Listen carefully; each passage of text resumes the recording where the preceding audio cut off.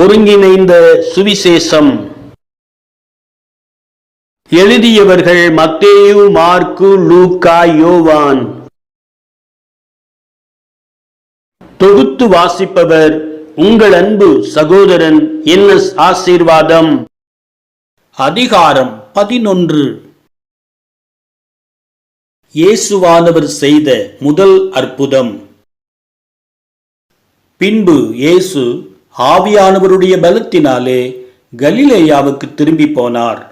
3ஆம் நாளிலே கலிலேயாவில் உள்ள கானா ஊரிலே ஒரு கல்யாணம் நடந்தது. இயேசுவின் தாயும் அங்கே இருந்தாள்.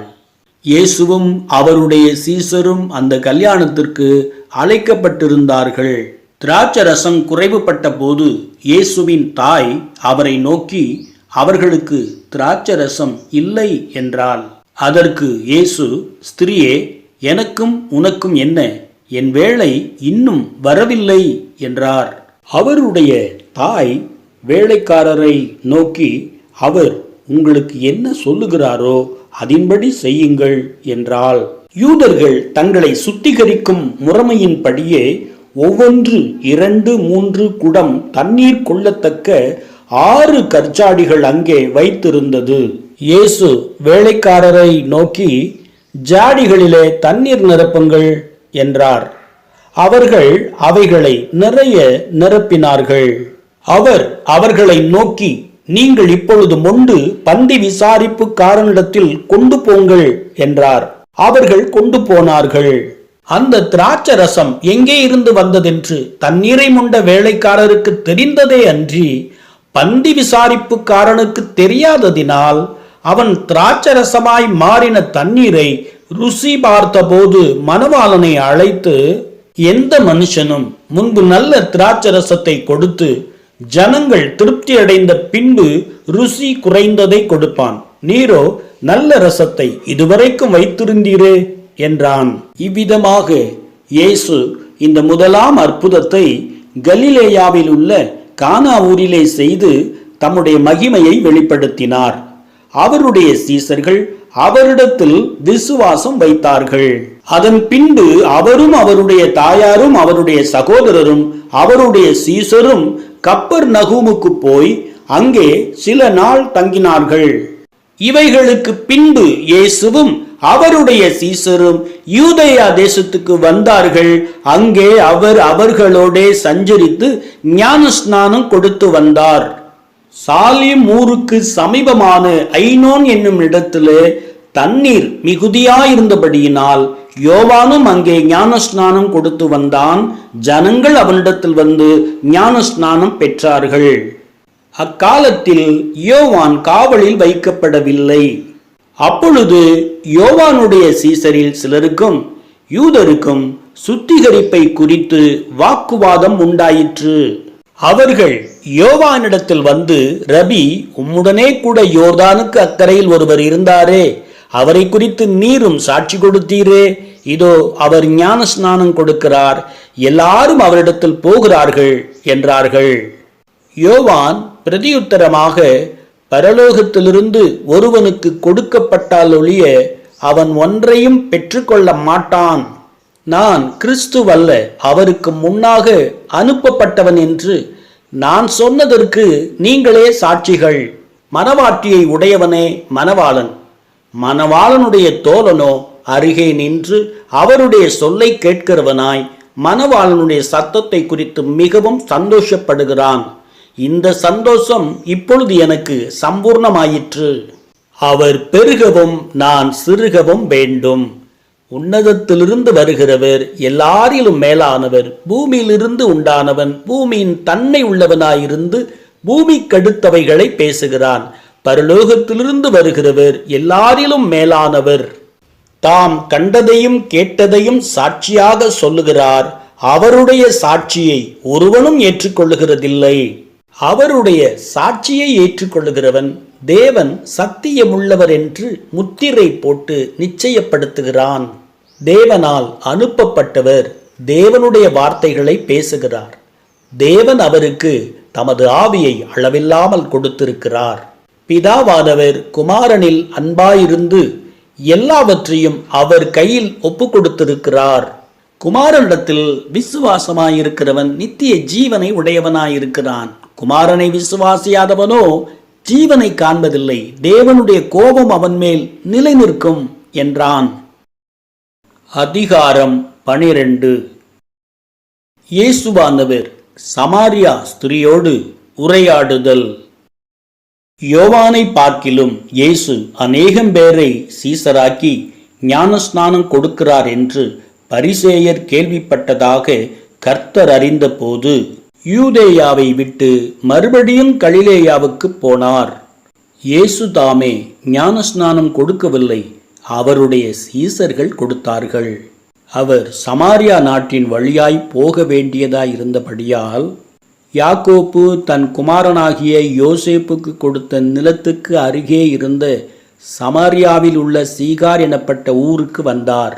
அங்கே யாக்கோப்புடைய கிணறு இருந்தது. இயேசு பிரயாணத்தினால் இளைப்படைந்தவராய் அந்த கிணற்றின் அருகே உட்கார்ந்தார்.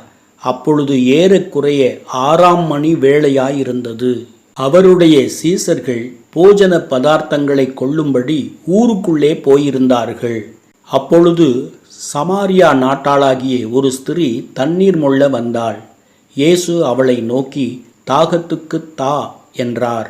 யூதர்கள் சமாரியருடனே சம்பந்தங்களவாதவர்களானபடியால் சமாரியா ஸ்திரீ அவரை நோக்கி, நீர் யூதனாயிருக்க சமாரியா ஸ்திரீயாகிய என்னிடத்தில் தாகத்துக்கு தா என்று எப்படி கேட்கலாம் என்றாள். இயேசு அவளுக்கு பிரதி உத்தரமாக, நீ தேவனுடைய ஈவையும் தாகத்துக்கு தா என்று உன்னிடத்தில் கேட்கிறவர் இன்னார் என்பதையும் அறிந்திருந்தாயானால் நீயே அவரிடத்தில் கேட்டிருப்பாய், அவர் உனக்கு ஜீவ தண்ணீரை கொடுத்திருப்பார் என்றார். அதற்கு அந்த ஸ்திரீ, ஆண்டவரே, மொண்டு கொள்ள உம்மிடத்தில் பாத்திரமில்லையே, கிணறும் ஆழமாயிருக்கிறதே, பின்னே எங்கிருந்து உமக்கு ஜீவ தண்ணீர் உண்டாகும்? இந்த கிணற்றை எங்களுக்கு தந்த நம்முடைய பிதாவாகிய யாக்கோப்பை பார்க்கிலும் நீர் பெரியவரோ? அவரும் அவர் பிள்ளைகளும் அவர் மிருக ஜீவன்களும் இதிலே குடித்ததுண்டே என்றாள். இயேசு அவளுக்கு பிரதி உத்தரமாக, இந்த தண்ணீரை குடிக்கிறவனுக்கு மறுபடியும் தாகம் உண்டாகும். நான் கொடுக்கும் தண்ணீரை குடிக்கிறவனுக்கோ ஒரு காலும் தாகம் உண்டாகாது. நான் அவனுக்கு கொடுக்கும் தண்ணீர் அவனுக்குள்ளே நித்திய ஜீவகாலமாய் ஊறுகிற நீரூற்றாய் இருக்கும் என்றார். அந்த ஸ்திரீ அவரை நோக்கி, ஆண்டவரே, எனக்கு தாகம் உண்டாகாமலும் நான் இங்கே மொண்டு கொள்ள வராமலும் இருக்கும்படி அந்த தண்ணீரை எனக்கு தர வேண்டும் என்றாள். இயேசு அவளை நோக்கி, நீ போய் உன் புருஷனை இங்கே அழைத்து கொண்டு வா என்றார். அதற்கு அந்த ஸ்திரீ, எனக்கு புருஷன் இல்லை என்றாள். இயேசு அவளை நோக்கி, எனக்கு புருஷன் இல்லை என்று நீ சொன்னது சரிதான். எப்படி எனில் 5 புருஷர் உனக்கு இருந்தார்கள், இப்பொழுது உனக்கு இருக்கிறவன் உனக்கு புருஷன் அல்ல, இதை உள்ளபடி சொன்னாய் என்றார். அப்பொழுது அந்த ஸ்திரீ அவரை நோக்கி, ஆண்டவரே, நீர் தீர்க்கதரிசி என்று காண்கிறேன். எங்கள் பிதாக்கள் இந்த மலையிலே தொழுது கொண்டு வந்தார்கள், நீங்கள் எருசலேமில் இருக்கிற ஸ்தலத்திலே தொழுது கொள்ள வேண்டும் என்கிறீர்களே என்றாள். அதற்கு இயேசு, ஸ்திரீயே, நான் சொல்லுகிறதை நம்பு. நீங்கள் இந்த மலையிலும் எருசலேமிலும் மாத்திரமல்ல, எங்கும் பிதாவை தொழுது கொள்ளும் காலம் வருகிறது. நீங்கள் அறியாததை தொழுது கொள்ளுகிறீர்கள், நாங்கள் அறிந்திருக்கிறதை தொழுது கொள்ளுகிறோம். ஏனென்றால் ரட்சிப்பு யூதர்கள் வழியாய் வருகிறது. உண்மையாய் தொழுது கொள்ளுகிறவர்கள் பிதாவை ஆவியோடும் உண்மையோடும் தொழுது கொள்ளும் காலம் வரும், அது இப்பொழுதே வந்திருக்கிறது. தம்மை தொழுது கொள்ளுகிறவர்கள் இப்படிப்பட்டவர்களாய் இருக்கும்படி பிதாவானவர் விரும்புகிறார். தேவன் ஆவியாயிருக்கிறார், அவரை தொழுது கொள்ளுகிறவர்கள் ஆவியோடும் உண்மையோடும் அவரை தொழுது கொள்ள வேண்டும் என்றார். அந்த ஸ்திரீ அவரை நோக்கி, கிறிஸ்து எனப்படுகிற மேசியா வருகிறார் என்று அறிவேன். அவர் வரும்போது எல்லாவற்றையும் நமக்கு அறிவிப்பார் என்றாள். அதற்கு இயேசு, உன்னுடனே பேசுகிற நானே அவர் என்றார். அதிகாரம் 13. இயேசுவானவர் செய்த 2ஆம் அற்புதம். அத்தருணத்தில் அவருடைய சீசர்கள் வந்து அவர் ஸ்திரீயுடனே பேசுகிறதை பற்றி ஆச்சரியப்பட்டார்கள். ஆகிலும் என்ன தேடுகிறீர் என்றாவது, ஏன் அவளுடனே பேசுகிறீர் என்றாவது ஒருவனும் கேட்கவில்லை. அப்பொழுது அந்த ஸ்திரீ தன் குடத்தை வைத்துவிட்டு ஊருக்குள்ளே போய் ஜனங்களை நோக்கி, நான் செய்த எல்லாவற்றையும் ஒரு மனுஷன் எனக்கு சொன்னார், அவரை வந்து பாருங்கள், அவர் கிறிஸ்துதானோ என்றாள். அப்பொழுது அவர்கள் ஊரிலிருந்து புறப்பட்டு அவரிடத்தில் வந்தார்கள். இப்படி நடக்கையில் சீசர்கள் அவரை நோக்கி, ரபி, போஜனம் பண்ணும் என்று வேண்டிக் கொண்டார்கள். அதற்கு அவர், நான் புசிப்பதற்கு நீங்கள் அறியாத ஒரு போஜனம் எனக்கு உண்டு என்றார். அப்பொழுது சீசர்கள் ஒருவரை ஒருவர் பார்த்து, யாராவது அவருக்கு போஜனம் கொண்டு வந்திருப்பானோ என்றார்கள். இயேசு அவர்களை நோக்கி, நான் என்னை அனுப்பினவருடைய சித்தத்தின்படி செய்து அவருடைய கிரியையை முடிப்பதே என்னுடைய போஜனமாயிருக்கிறது. அறுப்பு காலம் வருகிறதற்கு இன்னும் 4 மாதம் செல்லும் என்று நீங்கள் சொல்லுகிறதில்லையா? இதோ வயல் நிலங்கள் இப்பொழுதே அறுப்புக்கு விளைந்திருக்கிறதென்று உங்கள் கண்களை ஏறெடுத்து பாருங்கள் என்று நான் உங்களுக்கு சொல்லுகிறேன். விதைக்கிறவனும் அறுக்கிறவனுமாகிய இருவரும் ஒருமித்து சந்தோஷப்படத்தக்கதாக அறுக்கிறவன் கூலியை வாங்கி நித்திய ஜீவனுக்காக பலனை சேர்த்துக் கொள்ளுகிறான். விதைக்கிறவன் ஒருவன், அறுக்கிறவன் ஒருவன் என்கிற மெய்யான வழக்கச் சொல் இதனாலே விளங்குகிறது. நீங்கள் பிரயாசப்பட்டு பயிரிடாததை அறுக்க நான் உங்களை அனுப்பினேன். மற்றவர்கள் பிரயாசப்பட்டார்கள், அவர்களுடைய பிரயாசத்தின் பலனை நீங்கள் பெற்றீர்கள் என்றார். நான் செய்த எல்லாவற்றையும் எனக்கு சொன்னார் என்று சாட்சி சொன்ன அந்த ஸ்திரீயினுடைய வார்த்தையின் நிமித்தம் அந்த ஊரில் உள்ள சமாரியரில் அநேகர் அவர் மேல் விசுவாசம் உள்ளவர்களானார்கள். சமாரியர் அவரிடத்தில் வந்து தங்களிடத்தில் தங்க வேண்டுமென்று அவரை வேண்டிக் கொண்டார்கள். அவர் 2 நாள் அங்கே தங்கினார்.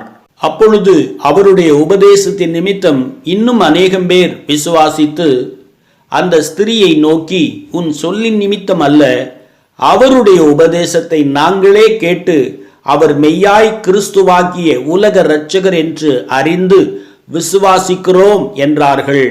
2 நாளைக்கு பின்பு அவர் அவ்விடம் விட்டு புறப்பட்டு கலிலேயாவுக்கு போனார். பின்பு இயேசு தாம் தண்ணீரை திராட்சரசமாக்கின கலிலேயாவில் உள்ள கானா ஊருக்கு மறுபடியும் வந்தார். அப்பொழுது கப்பர்நகூமிலே ராஜாவின் மனுஷரில் ஒருவனுடைய குமாரன் வியாதியாயிருந்தான். இயேசு யூதேயாவிலிருந்து கலிலேயாவுக்கு வந்தார் என்று அந்த மனுஷன் கேள்விப்பட்ட போது அவரிடத்திற்கு போய் தன் மகன் மரண அவஸ்தையாயிருந்தபடியினாலே அவனை குணமாக்கும்படிக்கு வரவேண்டும் என்று அவரை வேண்டிக் கொண்டான். அப்பொழுது இயேசு அவனை நோக்கி, நீங்கள் அடையாளங்களையும் அற்புதங்களையும் காணாவிட்டால் விசுவாசிக்க மாட்டீர்கள் என்றார். அதற்கு ராஜாவின் மனுஷன், ஆண்டவரே, என் பிள்ளை சாகிறதற்கு முன்னே வரவேண்டும் என்றான். இயேசு அவனை நோக்கி, நீ போகலாம், உன் குமாரன் பிழைத்திருக்கிறான் என்றார். அந்த மனுஷன் இயேசு சொன்ன வார்த்தையை நம்பி போனான். அவன் போகையில் அவனுடைய ஊழியக்காரர் அவனுக்கு எதிர்கொண்டு வந்து, உம்முடைய குமாரன் பிழைத்திருக்கிறான் என்று அறிவித்தார்கள். அப்பொழுது எந்த மணி நேரத்தில் அவனுக்கு குணம் உண்டாயிற்று என்று அவர்களிடத்தில் விசாரித்தான். அவர்கள், நேற்று 7ஆம் மணி நேரத்தில் ஜுரம் அவனை விட்டது என்றார்கள். உன் குமாரன் பிழைத்திருக்கிறான் என்று இயேசு தன்னுடனே சொன்ன மணி நேரம் அதுவே என்று தகப்பன் அறிந்து அவனும் அவன் வீட்டார் அனைவரும் விசுவாசித்தார்கள்.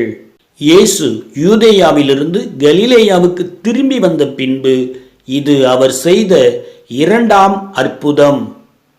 அதிகாரம் 14. 38 வருஷம் வியாதி கொண்டிருந்த மனுஷனை இயேசுவானவர் குணமாக்குதல். இவைகளுக்கு பின்பு யூதருடைய பண்டிகை ஒன்று வந்தது. அப்பொழுது இயேசு எருசலேமுக்கு போனார்.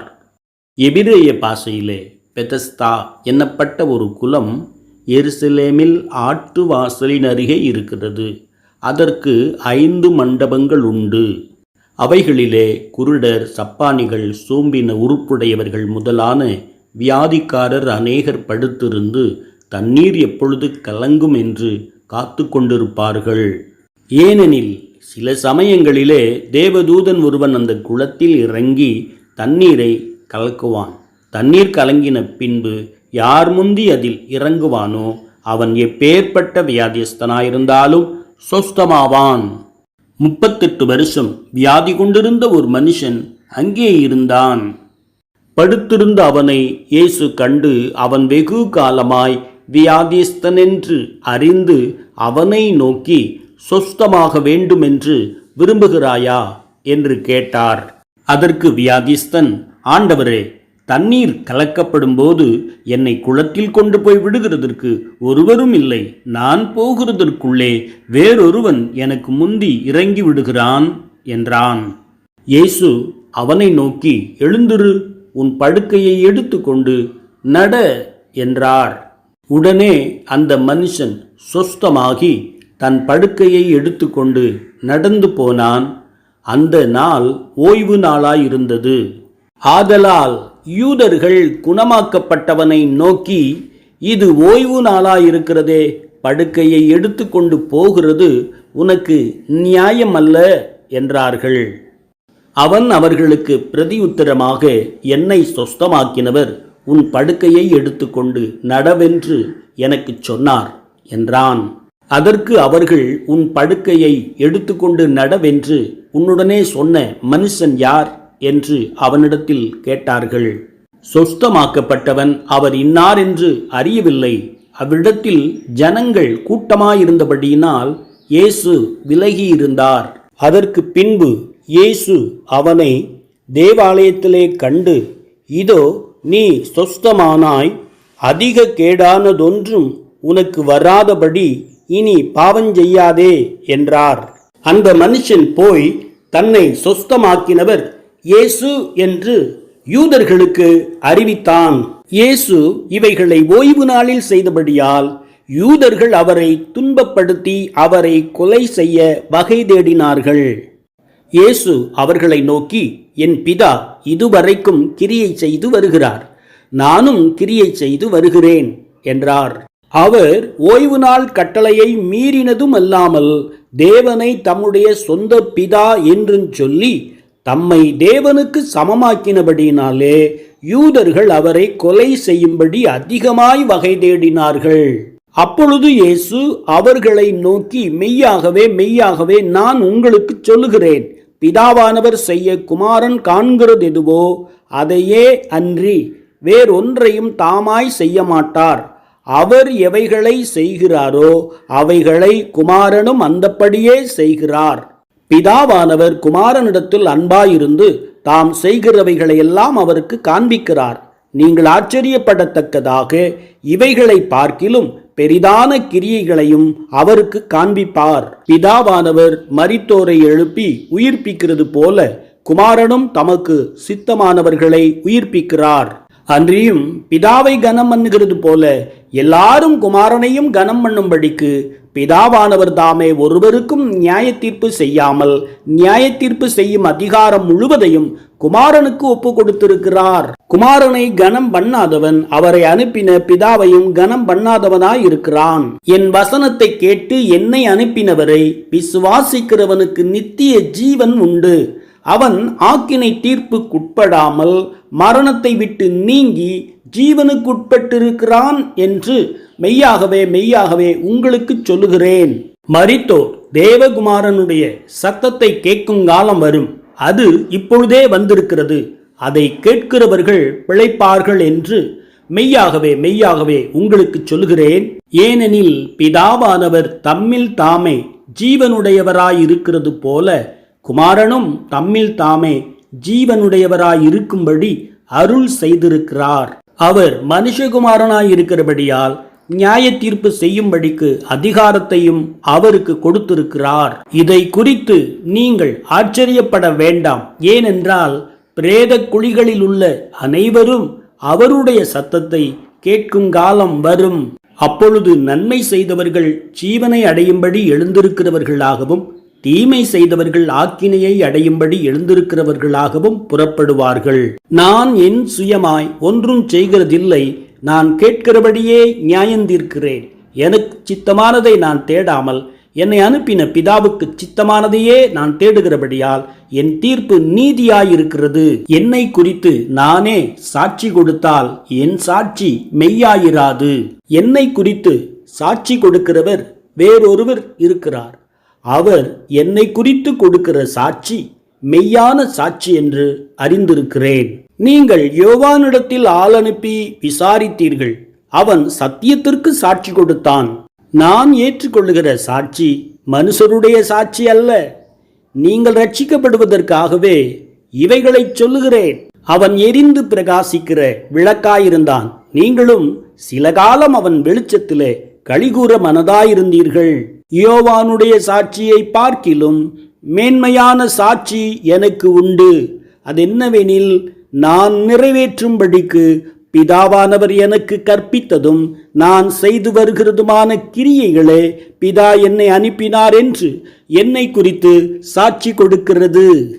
என்னை அனுப்பின பிதா தாமே என்னை குறித்து சாட்சி கொடுத்திருக்கிறார். நீங்கள் ஒரு காலம் அவர் சத்தத்தை கேட்டதும் இல்லை, அவர் ரூபத்தை கண்டதும் இல்லை. அவர் அனுப்பினவரை நீங்கள் விசுவாசியாதபடியால் அவருடைய வசனம் உங்களில் தரித்திருக்கிறதும் இல்லை. வேத வாக்கியங்களை ஆராய்ந்து பாருங்கள், அவைகளால் உங்களுக்கு நித்திய ஜீவன் உண்டென்று எண்ணுகிறீர்களே. என்னை குறித்து சாட்சி கொடுக்கிறவைகளும் அவைகளே. அப்படி இருந்தும் உங்களுக்கு ஜீவன் உண்டாகும்படி என்னிடத்தில் வர உங்களுக்கு மனதில்லை. நான் மனுஷரால் மகிமையை ஏற்றுக்கொள்ளுகிறதில்லை. உங்களில் தேவ அன்பு இல்லை என்று உங்களை அறிந்திருக்கிறேன். நான் என் பிதாவின் நாமத்தினாலே வந்திருந்தும் நீங்கள் என்னை ஏற்றுக்கொள்ளவில்லை. வேறொருவன் தன் சுயநாமத்தினாலே வந்தால் அவனை ஏற்றுக்கொள்வீர்கள். தேவனாலே மாத்திரம் வருகிற மகிமையை தேடாமல் ஒருவரால் ஒருவர் மகிமையை ஏற்றுக்கொள்ளுகிற நீங்கள் எப்படி விசுவாசிப்பீர்கள்? பிதாவினிடத்தில் நான் உங்கள் மேல் குற்றம் சாட்டுவேன் என்று நினையாதிருங்கள். நீங்கள் நம்புகிற மோசேயே உங்கள் மேல் குற்றம் சாட்டுவான்.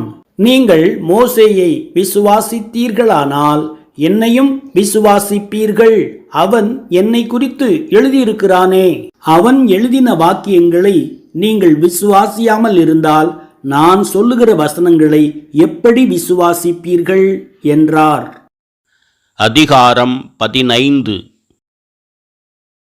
இயேசுவானவரும் நிக்கோதேமும் உரையாடுதல். யூதருக்குள்ளே அதிகாரியான நிக்கோதேமு என்னப்பட்ட பரிசேயன் ஒருவன் இருந்தான். அவன் ராக்காலத்திலே இயேசுவினிடத்தில் வந்து, ரபி, நீர் தேவனிடத்திலிருந்து வந்த போதகர் என்று அறிந்திருக்கிறோம்.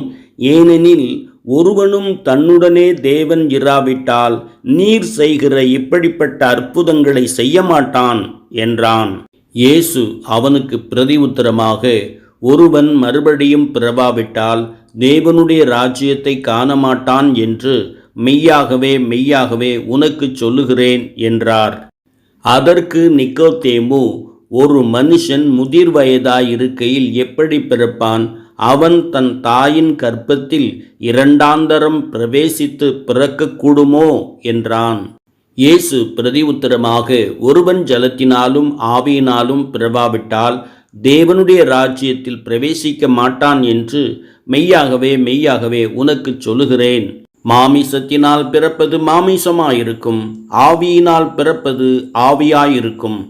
நீங்கள் மறுபடியும் பிறக்க வேண்டும் என்று நான் உனக்கு சொன்னதை குறித்து அதிசயப்பட வேண்டாம். காற்றானது தனக்கு இஷ்டமான இடத்துல வீசுகிறது, அதன் சத்தத்தை கேட்கிறாய், ஆகிலும் அது இன்ன இடத்திலிருந்து வருகிறதென்றும் இன்ன இடத்துக்கு போகிறதென்றும் உனக்கு தெரியாது. ஆவியினால் பிறந்தவன் எவனோ அவனும் அப்படியே இருக்கிறான் என்றார். அதற்கு நிக்கோதேமு, இவைகள் எப்படி ஆகும் என்றான். இயேசு அவனை நோக்கி, நீ இஸ்ரவேலில் போதகனாயிருந்தும் இவைகளை அறியாமல் இருக்கிறாயா? மெய்யாகவே மெய்யாகவே நான் உனக்கு சொல்லுகிறேன், நாங்கள் அறிந்திருக்கிறதை சொல்லி நாங்கள் கண்டதை குறித்து சாட்சி கொடுக்கிறோம். நீங்களோ எங்கள் சாட்சியை ஏற்றுக்கொள்கிறதில்லை. பூமிக்கடுத்த காரியங்களை நான் உங்களுக்கு சொல்லியும் நீங்கள் விசுவாசிக்கவில்லையே.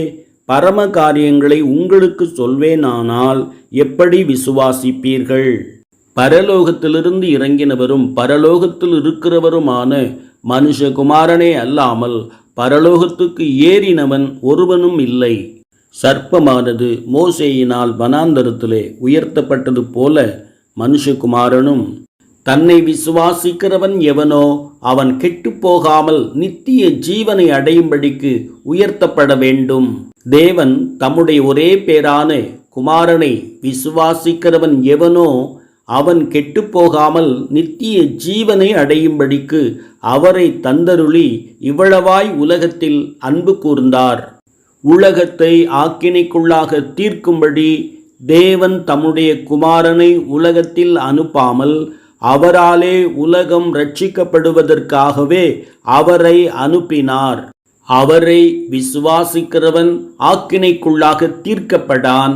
விசுவாசியாதவனோ தேவனுடைய ஒரே பேரான குமாரனுடைய நாமத்தில் விசுவாசம் உள்ளவனாயிராதபடியினால் அவன் ஆக்கினை தீர்ப்புக்குட்பட்டாயிற்று.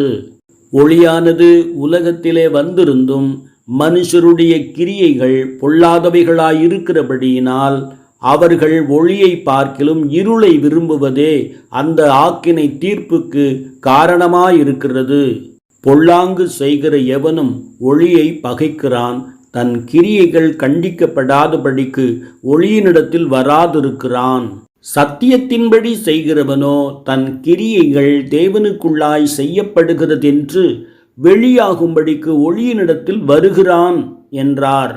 கார்பங்கு தேசாதிபதியாகிய ஏரோது தன் சகோதரனான பிலிப்புவின் மனைவி ஏரோதியாளின் நிமித்தமாகவும் தான் செய்த மற்ற பொல்லாங்குகளின் நிமித்தமாகவும் யோவானாலே கடிந்து கொள்ளப்பட்ட போது தான் செய்த மற்றெல்லா பொல்லாங்குகளும் தவிர யோவானையும் காவலில் அடைத்து வைத்தான். அதிகாரம் 16. இயேசுவானவர் கலிலேயாவில் சுவிசேஷத்தை பிரசங்கிக்க ஆரம்பித்தல். யோவான் காவலில் வைக்கப்பட்ட பின்பு யோவான் காவலில் வைக்கப்பட்டான் என்று இயேசு கேள்விப்பட்டு ஆவியானவருடைய பலத்தினாலே கலிலேயாவுக்கு திரும்பி போய் நாசரேத்தை விட்டு செபுலோன் நப்தலி என்னும் நாடுகளின் எல்லைகளில் இருக்கும் கடற்கரைக்கு அருகான கப்பர் நகூமிலே வந்து வாசம் பண்ணினார். கடற்கரை அருகிலும் யோர்தானுக்கு அப்புறத்திலும் உள்ள செபுலோன் நாடும் நப்தலி நாடும் ஆகிய புறஜாதியாருடைய கலிலேயாவிலே இருளில் இருக்கும் ஜனங்கள் பெரிய வெளிச்சத்தை கண்டார்கள். மரண இருளின் திசையில் இருக்கிறவர்களுக்கு வெளிச்சம் உதித்தது என்று ஏசாயா தீர்க்கதரிசியினால் உரைக்கப்பட்டது நிறைவேறும்படி இப்படி நடந்தது. அது முதல் இயேசு காலம் நிறைவேறிற்று, பரலோக ராஜ்யம் சமீபித்திருக்கிறது, மனம் திரும்பி சுவிசேஷத்தை விசுவாசியுங்கள் என்று தேவனுடைய ராஜ்யத்தின் சுவிசேஷத்தை பிரசங்கிக்க தொடங்கினார். மனுஷரை பிடிக்க சீசர்களை அழைத்தல். இயேசு கலிலேயா கடலோரமாய் நடந்து போகையில் மீன் பிடிக்கிறவர்களாயிருந்த 2 சகோதரராகிய பேதுரு என்னப்பட்ட சீமோனும் அவன் சகோதரன் அந்திரேயாவும் கடலில் வலை போட்டு கொண்டிருக்கிற போது அவர்களை கண்டார். பின்பு அவர் கெனசரேத்து கடலருகே நின்றபோது திரளான ஜனங்கள் தேவ வசனத்தை கேட்கும்படி அவரிடத்தில் நெருங்கினார்கள். அப்பொழுது கடற்கரையிலே நின்ற 2 படவுகளை கண்டார். மீன்பிடிக்கிறவர்கள் அவைகளை விட்டு இறங்கி வலைகளை அலசி கொண்டிருந்தார்கள். அப்பொழுது அந்த படவுகளில் ஒன்றில் ஏறினார். அது சீமோனுடையதாயிருந்தது. அதை கரையிலிருந்து சற்றே தள்ளும்படி அவனை கேட்டுக்கொண்டு அந்த படவில் உட்கார்ந்து ஜனங்களுக்கு போதகம் பண்ணினார். அவர் போதகம் பண்ணி முடித்த பின்பு சீமோனை நோக்கி, ஆழத்திலே தள்ளி கொண்டு போய் மீன் பிடிக்கும்படி உங்கள் வலைகளை போடுங்கள் என்றார்.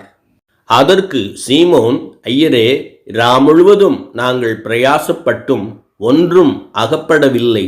ஆகிலும் உம்முடைய வார்த்தையின்படியே வலையை போடுகிறேன் என்றான்.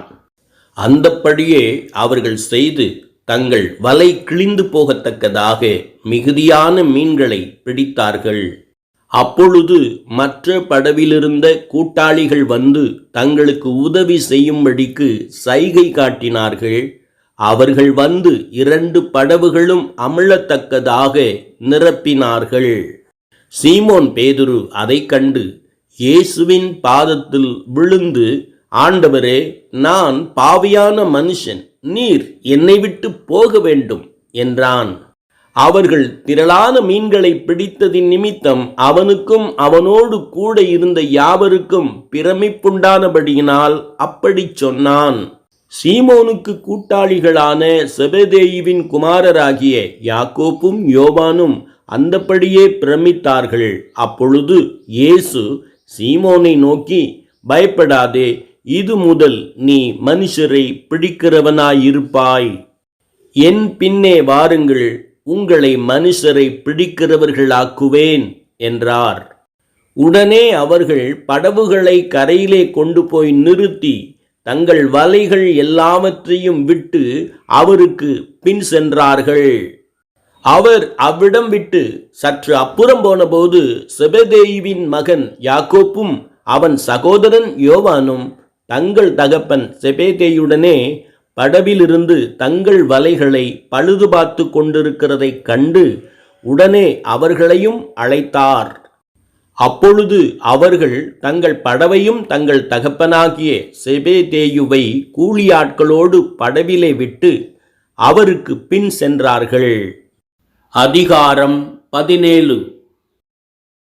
கப்பர்நகூமில் அசுத்த ஆவியுள்ள மனுஷன் குணமாகுதல்.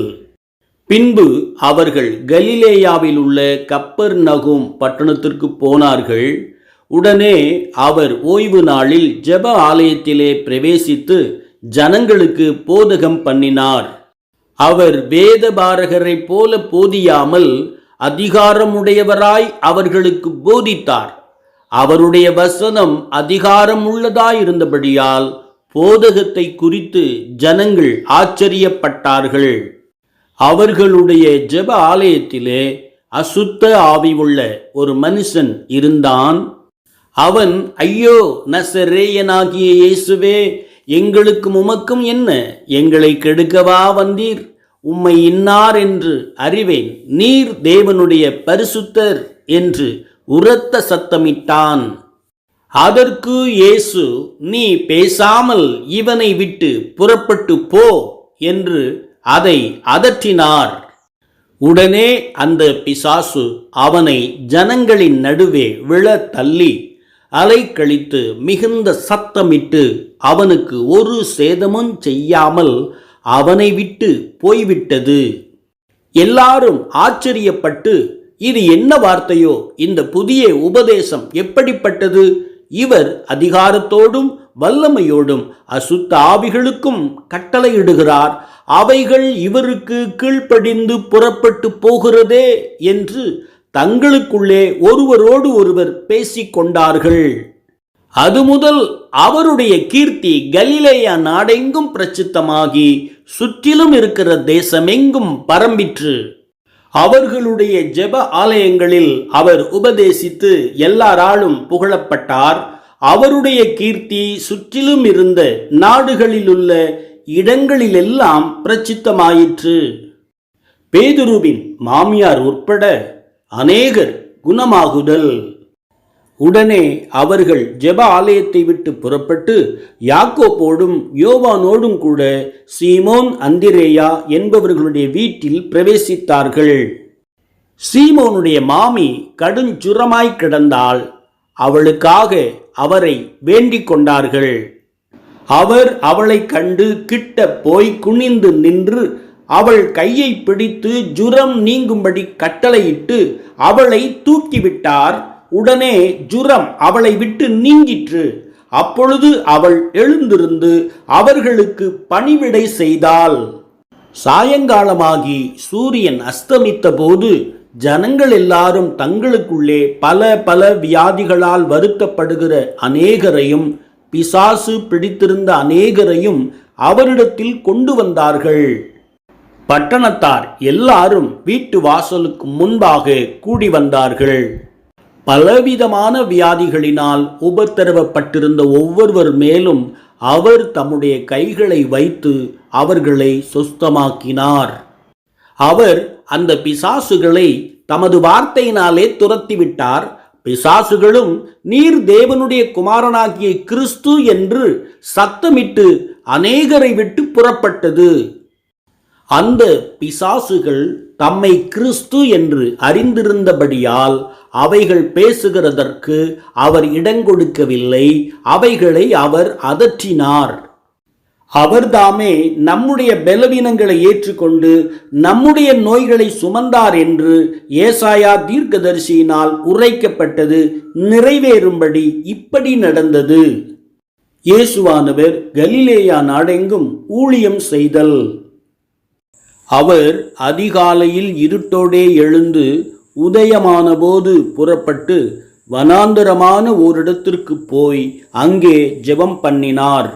சீமோனும் அவனோடே இருந்தவர்களும் அவரை பின்தொடர்ந்து போய் அவரை கண்டபோது, உம்மை எல்லாரும் தேடுகிறார்கள் என்று சொன்னார்கள். திரளான ஜனங்கள் அவரை தேடி அவரிடத்தில் வந்து தங்களை விட்டு போகாதபடிக்கு அவரை நிறுத்தி கொண்டார்கள். அவரோ அவர்களை நோக்கி, நான் மற்ற ஊர்களிலும் தேவனுடைய ராஜ்யத்தை குறித்து பிரசங்கம் பண்ண வேண்டுமாதலால் அவ்விடங்களுக்கு போவோம், வாருங்கள், இதற்காகவே புறப்பட்டு வந்தேன் என்றார். அந்தப்படியே கலிலேயா நாடெங்கும் அவர்களுடைய ஜெப ஆலயங்களில் அவர் பிரசங்கம் பண்ணிக்கொண்டும் பிசாசுகளை துரத்தி கொண்டும் இருந்தார். அதிகாரம் 18. பின்பு இயேசு கலிலேயா எங்கும் சுற்றி நடந்து அவர்களுடைய ஜெப ஆலயங்களில் உபதேசித்து ராஜ்யத்தின் சுவிசேஷத்தை பிரசங்கித்து ஜனங்களுக்கு உண்டாயிருந்த சகல வியாதிகளையும் சகல நோய்களையும் நீக்கி சொஸ்தமாக்கினார். அவருடைய கீர்த்தி சீரியா எங்கும் பிரசித்தமாயிற்று. அப்பொழுது பலவித வியாதிகளையும் வேதனைகளையும் அடைந்திருந்த சகல பிணியாளிகளையும் பிசாசு பிடித்தவர்களையும் சந்திர ரோகிகளையும் திமிர்வாதக்காரரையும் அவரிடத்தில் கொண்டு வந்தார்கள். அவர்களை சொஸ்தமாக்கினார். கலிலேயாவிலும் தெக்கோபோலியிலும் எருசலேமிலும் யூதேயாவிலும் யோர்தானுக்கு அப்புறத்திலும் இருந்து திரளான ஜனங்கள் வந்து அவருக்கு பின் சென்றார்கள். இயேசுவானவரின் மலை பிரசங்கம் பாகம் 1. அவர் திரளான ஜனங்களைக் கண்டு மலையின் மேல் ஏறினார். அவர் உட்கார்ந்த பொழுது அவருடைய சீசர்கள் அவரிடத்தில் வந்தார்கள்.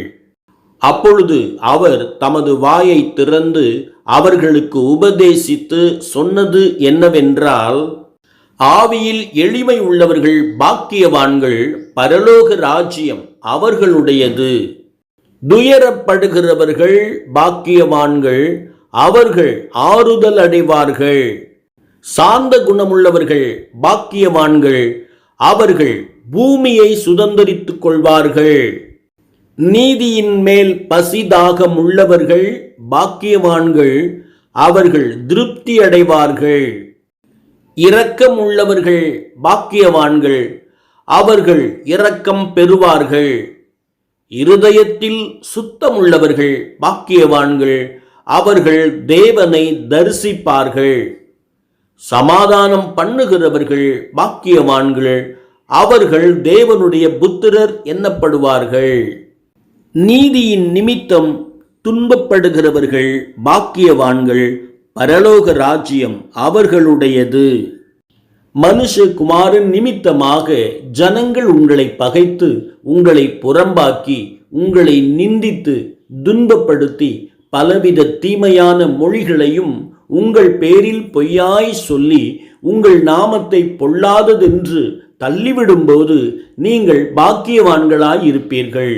அந்நாளிலே நீங்கள் சந்தோஷப்பட்டு கலி கூறுங்கள், பரலோகத்தில் உங்கள் பலன் மிகுதியாயிருக்கும். அவர்களுடைய பிதாக்கள் உங்களுக்கு முன்னிருந்த தீர்க்கதரிசிகளையும் அப்படியே துன்பப்படுத்தினார்களே. நீங்கள் பூமிக்கு உப்பாயிருக்கிறீர்கள். உப்பானது சாரமற்று போனால் எதினால் சாரமாக்கப்படும்? வெளியே கொட்டப்படுவதற்கும் மனுஷரால் மிதிக்கப்படுவதற்குமே ஒழிய வேறொன்றுக்கும் உதவாது. நீங்கள் உலகத்துக்கு வெளிச்சமாயிருக்கிறீர்கள். மலையின் மேல் இருக்கிற பட்டணம் மறைந்திருக்க மாட்டாது. விளக்கை கொளுத்தி மரக்காலால் மூடி வைக்காமல் விளக்கு தண்டின் மேல் வைப்பார்கள். அப்பொழுது அது வீட்டிலுள்ள யாவருக்கும் வெளிச்சம் கொடுக்கும். இவ்விதமாய் மனுஷர் உங்கள் நற்கிரியைகளைக் கண்டு பரலோகத்தில் இருக்கிற உங்கள் பிதாவை மகிமைப்படுத்தும்படி உங்கள் வெளிச்சம் அவர்கள் முன்பாக பிரகாசிக்க கடவது. நியாயப்பிரமாணத்தை ஆனாலும் தீர்க்க தரிசனங்களை ஆனாலும் அழிக்கிறதற்கு வந்தேன் என்று எண்ணிக்கொள்ளாதேயுங்கள். அழிக்கிறதற்கு அல்ல, நிறைவேற்றுகிறதற்கே வந்தேன். வானமும் பூமியும் ஒழிந்து போனாலும் நியாய பிரமாணத்தில் உள்ளதெல்லாம் நிறைவேறும் அளவும் அதில் ஒரு சிறு எழுத்தாகிலும் ஒரு எழுத்தின் உறுப்பாகிலும் ஒழிந்து போகாது என்று மெய்யாகவே உங்களுக்கு சொல்லுகிறேன். ஆகையால் இந்த கற்பனைகள் எல்லாவற்றிலும் சிறிதானதொன்றை ஆகிலும் மீறி அவ்விதமாய் மனுஷருக்கு போதிக்கிறவன் பரலோக ராஜ்யத்தில் எல்லாரிலும் சிறியவன் எண்ணப்படுவான். இவைகளை கைக்கொண்டு போதிக்கிறவனோ பரலோக ராஜ்யத்தில் பெரியவன் எண்ணப்படுவான். வேத பாரகர் பரிசேயர் என்பவர்களுடைய நீதியிலும் உங்கள் நீதி அதிகமாயிராவிட்டால் பரலோக ராஜ்யத்தில் பிரவேசிக்க மாட்டீர்கள் என்று உங்களுக்கு சொல்லுகிறேன். கொலை செய்யாதிருப்பாயாக என்பதும் கொலை செய்கிறவன் நியாய தீர்ப்புக்கு ஏதுவாயிருப்பான் என்பதும் பூர்வத்தாருக்கு உரைக்கப்பட்டதென்று கேள்விப்பட்டிருக்கிறீர்கள். நான் உங்களுக்கு சொல்லுகிறேன், தன் சகோதரனை நியாயமில்லாமல் கோபித்துக் கொள்பவன் நியாய தீர்ப்புக்கு ஏதுவாயிருப்பான். தன் சகோதரனை வீணனென்று சொல்லுகிறவன் ஆலோசனை சங்க தீர்ப்புக்கு ஏதுவாயிருப்பான். மூடனே என்று சொல்லுகிறவன் எரி நரகத்துக்கு ஏதுவாயிருப்பான். ஆகையால் நீ பலிபீடத்தினிடத்தில் உன் காணிக்கையை செலுத்த வந்து உன் பேரில் உன் சகோதரனுக்கு குறை உண்டென்று அங்கே நினைவு கூறுவாயாகில், அங்கேதானே பலிபீடத்தின் முன் உன் காணிக்கையை வைத்துவிட்டு போய் முன்பு உன் சகோதரனோடே ஒப்புரவாகி பின்பு வந்து உன் காணிக்கையை செலுத்து. எதிராளி உன்னை நியாயாதிபதியினிடத்தில் ஒப்புக்கொடாமலும் நியாயாதிபதி உன்னை சேவகனிடத்தில் ஒப்புக்கொடாமலும் நீ சிறைச்சாலையில் வைக்கப்படாமலும் இருக்கும்படியாக நீ உன் எதிராளியோடு வழியில் இருக்கும்போதே சீக்கிரமாய் அவனுடனே நல்மனம் பொருந்தாவிட்டால் நீ ஒரு காசும் குறைவின்றி கொடுத்து தீர்க்கும் மட்டும் அவ்விடத்திலிருந்து புறப்பட மாட்டாய் என்று மெய்யாகவே உனக்கு சொல்லுகிறேன். விபச்சாரம் செய்யாதிருப்பாயாக என்பது பூர்வத்தாருக்கு உரைக்கப்பட்டதென்று கேள்விப்பட்டிருக்கிறீர்கள். நான் உங்களுக்கு சொல்லுகிறேன், ஒரு ஸ்திரியை இச்சையோடு பார்க்கிற எவனும் தன் இருதயத்தில் அவளோடே விபச்சாரம் செய்தாயிற்று. உன் வலது கண் உனக்கு இடறல் உண்டாக்கினால் அதை பிடுங்கி எரிந்து போடு. உன் சரீரம் முழுவதும் நரகத்தில் தள்ளப்படுவதை பார்க்கிலும் உன் அவயவங்களில் ஒன்று கெட்டுப்போவது உனக்கு நலமாயிருக்கும். உன் வலது கை உனக்கு இடறல் உண்டாக்கினால் அதை தரித்து எரிந்து போடு. உன் சரீரம் முழுவதும் நரகத்தில் தள்ளப்படுவதை பார்க்கிலும் உன் அவயவங்களில் ஒன்று கெட்டுப்போவது உனக்கு நலமாயிருக்கும். தன் மனைவியை தள்ளிவிடுகிற எவனும் தள்ளுதற் சீட்டை அவளுக்கு கொடுக்க கடவன் என்று உரைக்கப்பட்டது. நான் உங்களுக்கு சொல்லுகிறேன், வேசித்தன முகாந்திரத்தினால் ஒழிய தன் மனைவியை தள்ளிவிடுகிறவன் அவளை விபச்சாரம் செய்ய பண்ணுகிறவனாயிருப்பான். அப்படி தள்ளிவிடப்பட்டவளை விவாகம் பண்ணுகிறவனும் விபச்சாரம் செய்கிறவனாயிருப்பான். அன்றியும் பொய்யானையிடாமல் உன் ஆணைகளை கர்த்தர் முன்னிலையாய் செலுத்துவாயாக என்று பூர்வத்தாருக்கு உரைக்கப்பட்டதென்று கேள்விப்பட்டிருக்கிறீர்கள். நான் உங்களுக்குச் சொல்லுகிறேன், பரிசேதம் சத்தியம் பண்ண வேண்டாம், வானத்தின் பேரில் சத்தியம் பண்ண வேண்டாம், அது தேவனுடைய சிங்காசனம். பூமியின் பேரிலும் சத்தியம் பண்ண வேண்டாம், அது அவருடைய பாதப்படி. எருசலேமின் பேரிலும் சத்தியம் பண்ண வேண்டாம், அது மகாராஜாவினுடைய நகரம். உன் சிரசின் பேரிலும் சத்தியம் பண்ண வேண்டாம், அதின் ஒரு மயிரையாவது வெண்மையாக்கவும் கருப்பாக்கவும் உன்னால் கூடாதே. உள்ளதை உள்ளதென்றும் இல்லதை இல்லதென்றும் சொல்லுங்கள், இதற்கு மிஞ்சினது தீமையினால் உண்டாயிருக்கும். கண்ணுக்கு கண் பல்லுக்கு பல் என்று உரைக்கப்பட்டதை கேள்விப்பட்டிருக்கிறீர்கள். நான் உங்களுக்கு சொல்லுகிறேன், தீமையோடு எதிர்த்து நிற்க வேண்டாம். ஒருவன் உன்னை வலது கன்னத்தில் அறைந்தால் அவனுக்கு மறு கன்னத்தையும் திருப்பிக் கொடு. உன்னோடு வழக்காடி உன் வஸ்திரத்தை எடுத்துக்கொள்ள வேண்டுமென்றிருக்கிறவனுக்கு உன் அங்கியையும் விட்டுவிடு. உன் அங்கியை எடுத்துக்கொள்ளுகிறவனுக்கு உன் வஸ்திரத்தையும் எடுத்துக்கொள்ள தடை பண்ணாதே. ஒருவன் உன்னை 1 மைல் தூரம் வர பலவந்தம் பண்ணினால் அவனோடு 2 மைல் தூரம் போ. உன்னிடத்தில் கேட்கிற எவனுக்கும் கொடு, உன்னுடையதை எடுத்துக்கொள்ளுகிறவனிடத்தில் அதை திரும்ப கேளாதே. உன்னிடத்தில் கடன் வாங்க விரும்புகிறவனுக்கு முகம் கோணாதே. உனக்கடுத்தவனை சிநேகித்து உன் சத்துருவை பகைப்பாயாக என்று சொல்லப்பட்டதை கேள்விப்பட்டிருக்கிறீர்கள். எனக்கு செவி கொடுக்கிற உங்களுக்கு நான் சொல்லுகிறேன், உங்கள் சத்துருக்களை சிநேகியுங்கள், உங்களை சபிக்கிறவர்களை ஆசீர்வதியுங்கள், உங்களை பகைக்கிறவர்களுக்கு நன்மை செய்யுங்கள், உங்களை நிந்திக்கிறவர்களுக்காகவும் உங்களை துன்பப்படுத்துகிறவர்களுக்காகவும் ஜெபம் பண்ணுங்கள். மனுஷர் உங்களுக்கு எப்படி செய்ய வேண்டுமென்று விரும்புகிறீர்களோ அப்படியே நீங்களும் அவர்களுக்கு செய்யுங்கள். இப்படி செய்வதினால் நீங்கள் பரலோகத்தில் இருக்கிற உங்கள் பிதாவுக்கு புத்திரராயிருப்பீர்கள். அவர் தீயோர் மேலும் நல்லோர் மேலும் தமது சூரியனை உதிக்க பண்ணி நீதி உள்ளவர்கள் மேலும் அநீதி உள்ளவர்கள் மேலும் மழையை பெய்ய பண்ணுகிறார். உங்களை சிநேகிக்கிறவர்களையே நீங்கள் சிநேகிப்பீர்களானால் உங்களுக்கு பலன் என்ன? ஆயக்காரரும் தங்களை சிநேகிக்கிறவர்களை சிநேகிக்கிறார்களே. உங்களுக்கு நன்மை செய்கிறவர்களுக்கே நீங்கள் நன்மை செய்தால் உங்களுக்கு பலன் என்ன? பாவிகளும் அப்படி செய்கிறார்களே. உங்கள் சகோதரரை மாத்திரம் வாழ்த்துவீர்களானால் நீங்கள் விசேஷித்து செய்கிறது என்ன? ஆயக்காரரும் அப்படி செய்கிறார்கள் அல்லவா? திரும்ப கொடுப்பார்கள் என்று நம்பி நீங்கள் கடன் கொடுத்தால் உங்களுக்கு பலன் என்ன? திரும்ப தங்களுக்கு கொடுக்கப்படும்படியாக பாவிகளும் பாவிகளுக்கு கடன் கொடுக்கிறார்களே.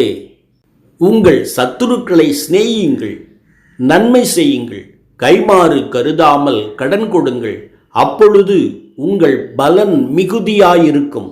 உன்னதமானவருக்கு நீங்கள் பிள்ளைகளாயிருப்பீர்கள். அவர் நன்றி அறியாதவர்களுக்கும் துரோகிகளுக்கும் நன்மை செய்கிறாரே. ஆகையால் பரலோகத்தில் இருக்கிற உங்கள் பிதா இரக்கமுள்ளவராயிருக்கிறது போல நீங்களும் இரக்கமுள்ளவர்களாயிருங்கள். அவர் பூரண சற்குணராயிருக்கிறது போல நீங்களும் பூரண சற்குணராயிருக்க கடவீர்கள். அதிகாரம் 19. இயேசுவானவரின் மலை பிரசங்கம் பாகம் 2. மனுஷர் காண வேண்டுமென்று அவர்களுக்கு முன்பாக உங்கள் தர்மத்தை செய்யாதபடிக்கு எச்சரிக்கையாயிருங்கள்.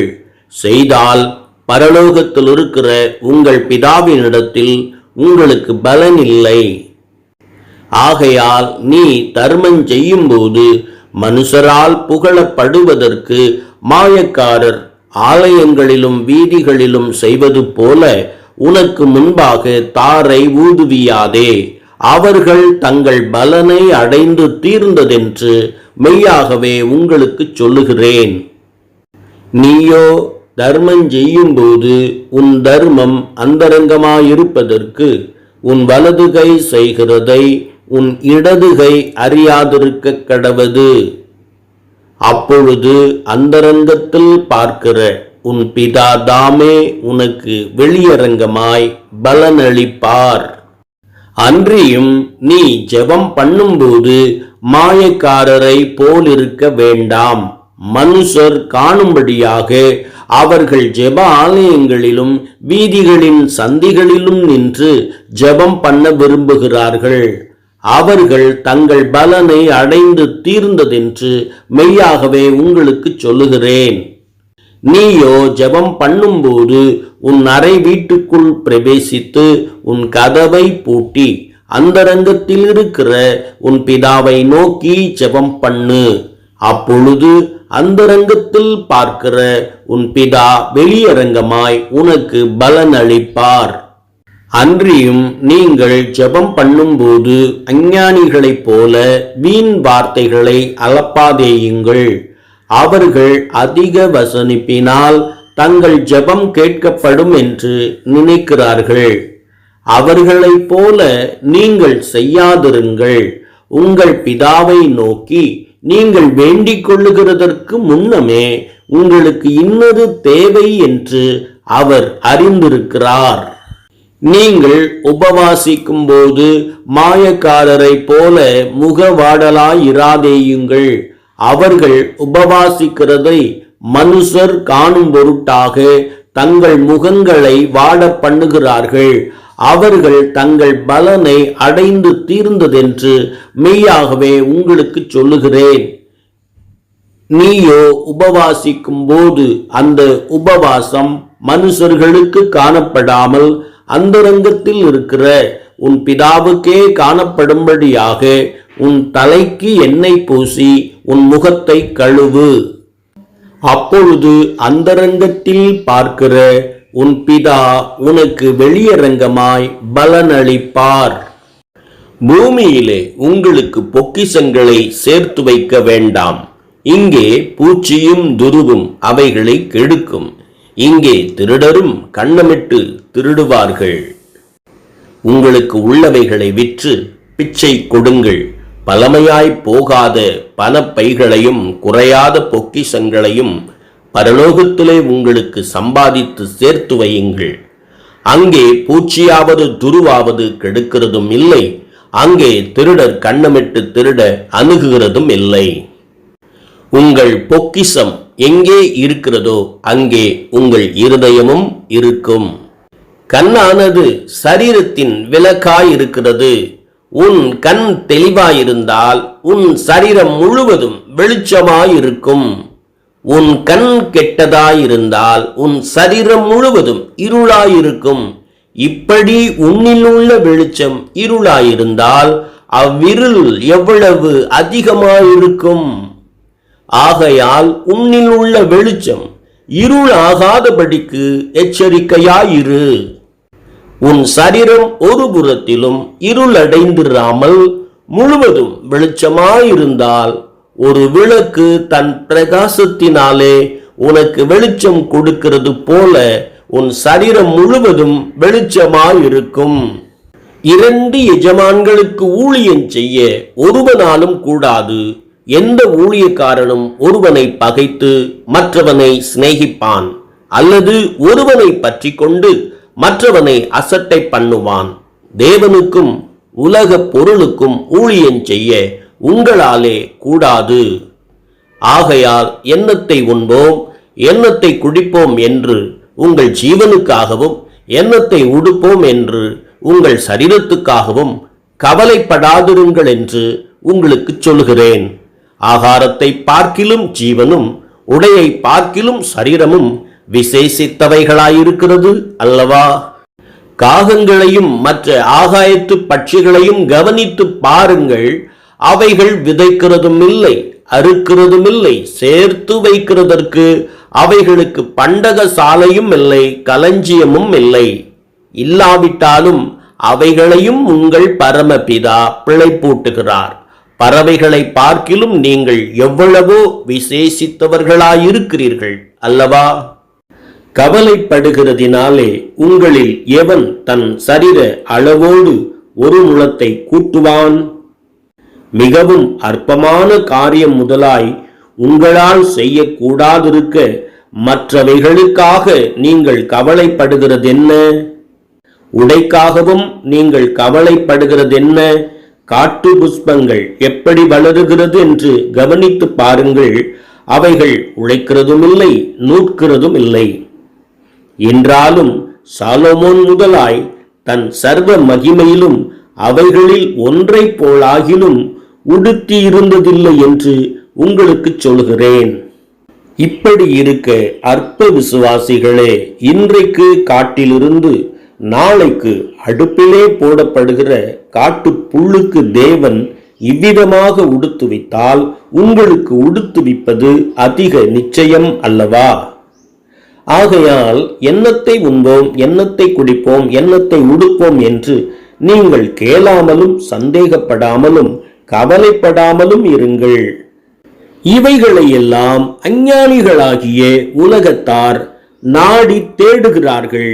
இவைகளெல்லாம் உங்களுக்கு வேண்டியவைகள் என்று உங்கள் பரம பிதாவானவர் அறிந்திருக்கிறார்.